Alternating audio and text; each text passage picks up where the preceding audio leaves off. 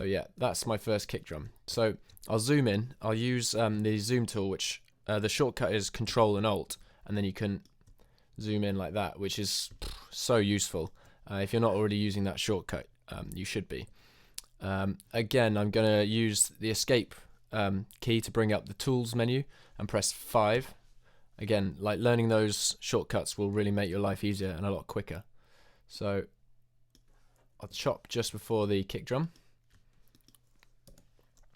and I'll move that to so that it starts bang on a bar. Okay, so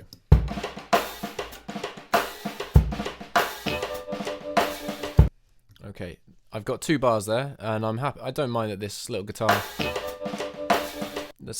bit's in one of the bars. I can use that. Sometimes I might just use the first bar, but it's nice to have 2 or 3 bars if you can, because it gives variation, which is one reason why I like to use drums from other tracks in the first place. So again, I'm going to zoom in and cut just before this next kick drum.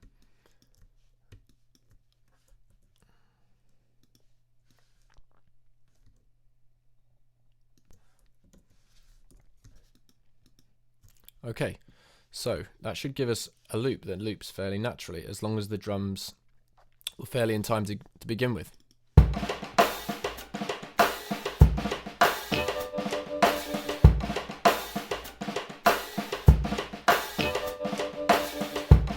Cool, so that's a pretty natural loop. This is all fairly basic stuff so far, but it's useful to know. useful to know. From here, we can do one of 2 things. We could either try and change the tempo of our track to fit the drum loop, if we want to start with this drum loop.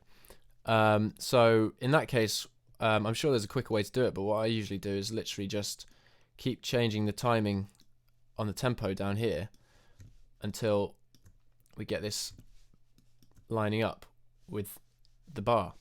So keep doing nice small changes. Oops.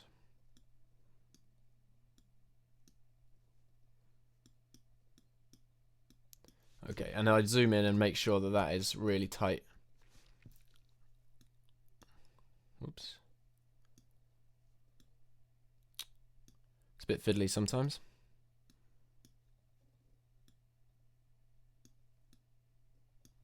Okay, so that's pretty much precise. And now that should fit in with the click.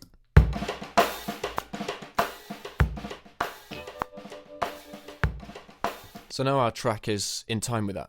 But what if we want to make the loop in time with an already existing track? Say I've got a track that's at 110.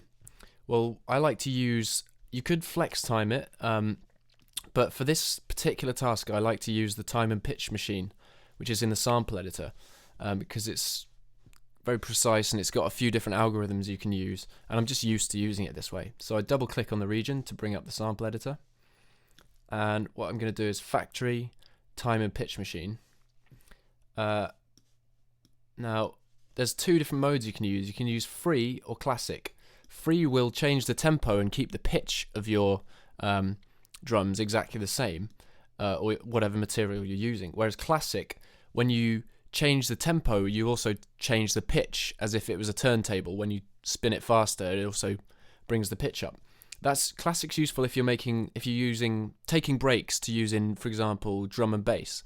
The classic drum and bass sound has drum breaks which are sped up, and the pitch of those breaks has gone up because they've been sped up, and that makes them sort of sit on top, and then you can sort of do a big fat kick and snare from your samplers or your synths to provide the big, the big fat hits, and then all the nice little all those will be higher in pitch. I'm going to use the free mode, so we're in the same pitch, and it's pretty easy really. The length at the moment is 2 bars and a bit, basically. I want to make it 2 bars exactly, so I double click on that and just hit 2 and process and paste, and with any luck that should make my loop exactly 2 bars long, which is what I want. Cool, it's worked. I forgot to mention that there's a few different algorithms you can use here. obviously these are drums, so the rhythmic or beats algorithms are good, but if you're trying to re-speed vocal loops or anything else, you can try a few of the different algorithms out, and they'll have different effects, and sometimes you'll get a grainy sound, so it's a bit of experimentation.